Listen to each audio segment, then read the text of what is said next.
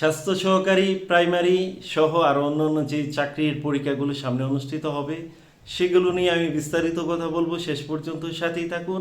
সেই সাথে আরও যে বিষয়টা নিয়ে কথা বলবো যে কিভাবে আপনারা এই পরীক্ষাগুলোতে সফল হবেন, বিশেষ করে স্বাস্থ্য সহকারীতে যারা পরীক্ষা দিবেন এমসিকিউ পরীক্ষা চট্টগ্রাম এবং কক্সবাজার জেলাতে, তো কিভাবে আপনি সফল হবেন সেগুলো নিয়ে আমি কথা বলবো। শেষ পর্যন্ত সাথেই থাকুন। তাহলে চলুন শুরু করা যাক।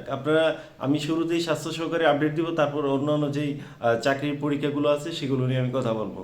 তো আপনারা যেমনটা জানেন যে স্বাস্থ্য সহকারী আগামী 19 তারিখ হলো চট্টগ্রাম জেলার এমসিকিউ পরীক্ষা অনুষ্ঠিত হবে এবং তার ঠিক 7 দিন পর 26 তারিখ হলো কক্সবাজার জেলার এমসিকিউ পরীক্ষা অনুষ্ঠিত হবে। তো এখন হলো শেষ সময়ে এসে অনেকে সাজেশন নিচ্ছেন, অনেকে পড়তে বসেছেন, কিন্তু এতদিন কিন্তু আপনারা লেখাপড়ার মধ্যে ছিলেন না। তো এখন এই পরীক্ষাগুলোতে আসলে আপনি কিভাবে সফল হবেন?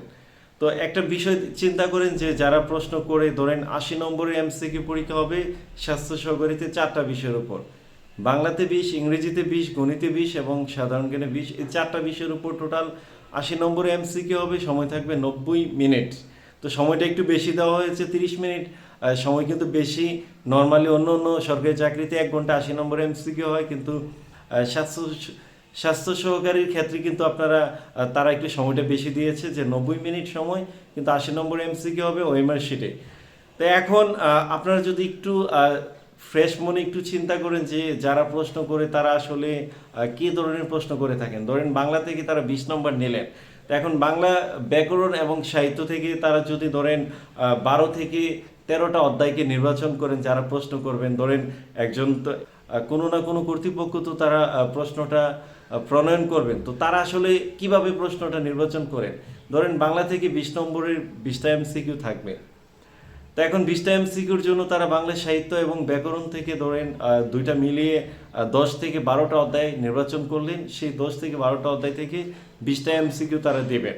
তো সেই ক্ষেত্রে কিন্তু তারা চেষ্টা করবেন ব্যাকরণ থেকে মিনিমাম 8 থেকে 10টা বা 12টা অধ্যায় আনতে। বিভিন্ন অধ্যায় থেকে তারা একটি বা দুইটি করে তারা প্রশ্ন নির্বাচন করবে। তো সেই ক্ষেত্রে আপনি যদি বেসিক থেকে না পড়েন, বেসিকটা ফলো না করেন, ধরেন আপনি বাংলার প্রস্তুতি নিলেন বাংলা সাহিত্য এবং ব্যাকরণ থেকে, তো আপনি যদি অধ্যায় ভিত্তিক যদি আলোচনা না করেন বা প্রস্তুতি না নেন, তাহলে সেক্ষেত্রে আপনি কমনটা কিভাবে পাবেন? এটা হলো নর্মাল চিন্তার কথা আমি বলতেছি, যে আপনি একজন ক্যান্ডিডেট হিসাবে, এখন অনেক কম্পিটিশন হয়, তাহলে একজন ক্যান্ডিডেট হিসাবে আপনার এটাও অ্যানালাইসিস করা উচিত যে কী ধরনের প্রশ্ন হয় এবং আমি আমার প্রস্তুতিটা আসলে কিভাবে নেওয়া দরকার।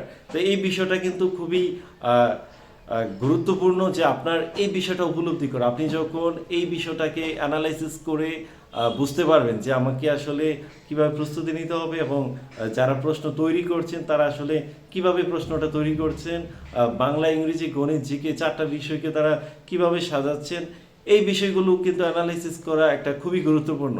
কারণ একজন চাকরি প্রত্যাশী হিসাবে আপনাকে এই বিষয়টা চিন্তা করতে হবে। এটা ঠিক এই কারণে চিন্তা করা উচিত, আপনি জানেন যে সরকারি চাকরি অনেকেরই স্বপ্ন। বাংলাদেশ লাখ লাখ তরুণীর একটা স্বপ্ন যে আমি যদি একটা সরকারি চাকরি পাই। তো এখন আপনারা যেমনটা জানেন আগের চাইতে এখন অনেক কম্পিটিশন, আর এখন কিন্তু নিয়োগগুলো খুবই স্বচ্ছ এবং ফেয়ারে হচ্ছে। অনেকে হয়তো অনেক বিভিন্ন রকমের কথা বলে অনেক আত্মবিশ্বাস আপনার ভেঙে দেবে, ফেয়ারে হয় না, উল্টাপাল্টা কথা বলবে, তারা মূলত আসলে কখনো পরীক্ষায় দেয় না। তো আপনি অন্য মানুষের কথা কানে নিলে কিন্তু কখনোই সফল হবেন না। তো এখন ফেয়ারে হচ্ছে এবং 1 বছরের জন্য প্যানেল হচ্ছে। তো এটা কিন্তু দুর্দান্ত একটা সুযোগ যারা চাকরি প্রত্যাশী বা যারা চাকরির পরীক্ষার সামনে দিবেন। তো এখন একজন চাকরি প্রত্যাশী হিসাবে আপনার তো অবশ্যই এই বিষয়গুলোকে অ্যানালাইসিস করা উচিত যে আমার প্রস্তুতিটা আসলে কী ধরনের হবে, কেন আমি প্রস্তুতি নিব, কোন কোন বিষয়ের কোন কোন বিষয়টা কিভাবে আমি প্রস্তুতি নিব, কত ঘন্টা সময় দিব, কোন অধ্যায়গুলো পড়ব। তো এইগুলো চিন্তা করা, একটু গভীরে যাওয়া, একজন ক্যান্ডিডেট হিসাবে আপনার এগুলো অবশ্যই করতে হবে এবং করা উচিত যদি আপনার স্বপ্ন সরকারি চাকরি হয়। তো আপনারা হয়তো দেখবেন যে অনেক গ্রুপে আছে যে আপনি 700, 800, 1000 এমসিকিউর সাজেশন তারা দিচ্ছে। আপনি 800 এমসিকিউ চুক্তিভিত্তিক 700 এমসিকিউ পড়ে কি আপনি কখনো কমন পাবেন? এটা কি পসিবল? এটা কখনোই সম্ভব না। কারণ আপনি যদি সত্যিকার অর্থে কমন পেতে চান তাহলে আপনাকে বেসিকটা অবশ্যই ফলো করতে হবে। আপনাকে 4টা বিষয়কে সমান গুরুত্ব দিতে হবে। আপনি গণিতে বেশি পেলেন কিন্তু সাধারণ জ্ঞানে আপনি গুরুত্ব দিলেন না, ওখানে আপনি কম পাবেন। তো আবার সাধারণ জ্ঞান গুরুত্ব দিলেন, গণিত ইংরেজিতে গুরুত্ব দিলেন না, সেখানে আপনি কম পাবেন এবং অনেকটা পিছিয়ে পড়বেন।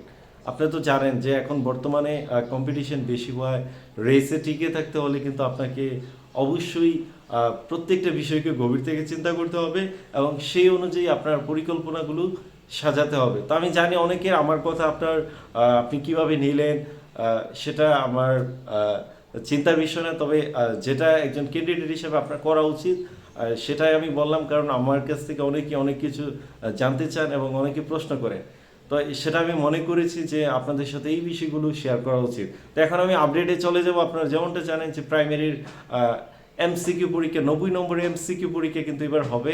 তো এবার কিন্তু তারা বুয়েট তাদের প্রশ্ন প্রণয়ন করবেন অত্যাধুনিক সফটওয়্যারের মাধ্যমে। তো আগামী 2 তারিখ কিন্তু সারা দেশের একযোগে প্রাইমারি পরীক্ষা অনুষ্ঠিত হবে। সময় থাকবে এবার সম্ভবত 1.5 ঘন্টা সময় দিতে পারে 90 মিনিটের জন্য। তো প্রত্যেকটা ভুল উত্তরের জন্য কিন্তু 0.5 অর্থাৎ 2টা ভুল করলে কিন্তু 1 নম্বর কাটা যেতে পারে। এবার অনেক নিয়মে কিন্তু অনেকটা পরিবর্তন চলে আসবে। তো সেই ক্ষেত্রে যারা প্রাইমারি পরীক্ষা দিবেন তাদেরকে অবশ্যই একটু আগে আমি যে আলোচনা করেছি এই আলোচনার ভিত্তিতেই কিন্তু আপনাকে আপনার পরিকল্পনা সাজাতে হবে, বিষয়গুলো চিন্তা করতে হবে যে বুয়েট আসলে কী ধরনের প্রশ্ন করেন এবং তারা কোন কোন অধ্যায়গুলোকে নির্বাচন করতে বেশি পছন্দ করেন এবং আপনারা মোটামুটি তারা চেষ্টা করেন ধরেন প্রত্যেকটা সাবজেক্টের প্রত্যেকটা অধ্যায় থেকে তারা 1 থেকে 2টি প্রশ্ন আনার চেষ্টা করেন। ওইভাবেই তাদের সফটওয়্যারগুলোকে আপডেট করা হয়। তো তারা কিন্তু সফটওয়্যারের মাধ্যমে প্রশ্নটা প্রণয়ন করেন এবং যার কারণে কোনো অধ্যায় বাকি থাকে না। প্রত্যেকটা অধ্যায় থেকে তারা 1টি 2টি করে প্রশ্ন আনেন। তো সেই ক্ষেত্রে আপনি প্রাইমারিতে যদি ম্যাজিক দেখাইতে চান তাহলে কিন্তু এইভাবেই আপনার পরিকল্পনা সাজাতে হবে। আর প্রাইমারিতে যারা এমসিকিউ পরীক্ষা ভালো করবেন এবার কিন্তু 99% তাদের চাকরি কনফার্ম। তো যারা নাকি নতুন প্রাইমারিতে পরীক্ষা দিবেন তাদের জন্য এটা হতে পারে দুর্দান্ত সুযোগ। সব কিছু ঠিক থাকলে আগামী 2 জানুয়ারি কিন্তু প্রাইমারি পরীক্ষা একযোগে অনুষ্ঠিত হবে, এটা মোটামুটি নিশ্চিত। পরীক্ষা পিছাবে না কি করবে এই চিন্তা আপনার সময় নষ্ট করার কোনো দরকার নাই। যদি পরীক্ষা 2 তারিখ হয় আলহামদুলিল্লাহ, আর যদি কোনো কারণে পিছিয়ে যায় তাহলে আপনি প্রস্তুতি নেওয়ার জন্য আরও সময় পাবেন। তো একজন ক্যান্ডিডেট হিসাবে আপনার উচিত হলো মারমুখী প্রস্তুতি নেওয়া। যুদ্ধের ময়দানে আপনার যুদ্ধ কবে শুরু হবে সেটা মাথায় নিয়ে কিন্তু আপনার বাংলাদেশ সেনাবাহিনী বলেন বা অন্যান্য বাহিনী তারা প্রস্তুতি নেয় না। তারা তাদের প্রস্তুতি সবসময় ঠিক রাখে, যুদ্ধ হোক বা না হোক। যুদ্ধের জন্য আপনাকে তৈরি রাখতে হবে, যখন যুদ্ধ হবে তখন কিন্তু ওখানে আপনার যুদ্ধের ময়দানে কিন্তু নিজেকে প্রমাণ করতে হবে যে আপনি এতদিন কী ধরনের প্রস্তুতি নিচ্ছেন। তো সেই ক্ষেত্রে আপনি যেদিন পরীক্ষা হবে ফাইনালি সেদিন কিন্তু আপনার প্রমাণ করার একটা সুযোগ থাকবে। তো আপনি তখনই নিজেকে প্রমাণ করতে পারবেন যখন আপনার যুদ্ধের জন্য আপনার প্রস্তুতিটা ভালো হবে। তো সবার জন্য শুভকামনা যারা প্রাইমারিতে পরীক্ষা দিবেন। তো পানি উন্নয়ন আমি এর মধ্যে আরেকটু আপডেট দিই। স্বাস্থ্য সহকারী দিনাজপুর এবং নাটোর জেলার যে আপডেট সেটা আপনারা খুব দ্রুত পাবেন, সেটা নিয়ে আমাদের কাজ চলমান। আশা করি আগামী 24 থেকে 48 ঘন্টার মধ্যে আল্লাহর রহমতে আপনাদেরকে নাটোর এবং দিনাজপুর জেলার পরীক্ষার তথ্যগুলো আমরা আপনাদেরকে জানিয়ে দিতে পারবো। সেটা নিয়ে আমরা কাজ করছি, আমাদের কাজ চলমান। তো আমাদের সাথেই থাকুন। আমাদের আরও যে আপডেটগুলো আছে বাংলাদেশ রেলওয়ে এবং পানি উন্নয়ন বোর্ডের পরীক্ষাগুলো হবে কিনা সেটার তথ্য আমরা পরবর্তীতে জানাই দিব। এখনও পর্যন্ত আমরা শিওর হতে পারিনি। তো এই বিষয়গুলো জানাটা একটু অত্যন্ত কঠিন, কারণ আমরা অনেক সময় ফোন দিয়ে অনেক তথ্য পাওয়া যায় না। তো আমরা চেষ্টা করছি বিভিন্ন ওয়েতে যদি আমরা গুরুত্বপূর্ণ সোর্সের মাধ্যমে তথ্য পাই নিশ্চিত হতে পারি তাহলে আমরা আপনাদের সাথে শেয়ার করব, আপনাদেরকে জানিয়ে দেব। তো সময় দেওয়ার জন্য অনেক ধন্যবাদ। আমাদের ইউটিউবে যারা দেখছেন আমাদের চ্যানেলটি সাবস্ক্রাইব করে সাথেই থাকুন এবং যারা ফেসবুকে দেখছেন আমাদেরকে ফলো করে সাথেই থাকুন।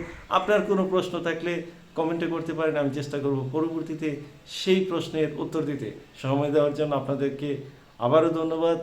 ভালো থাকুন, আল্লাহ হাফেজ।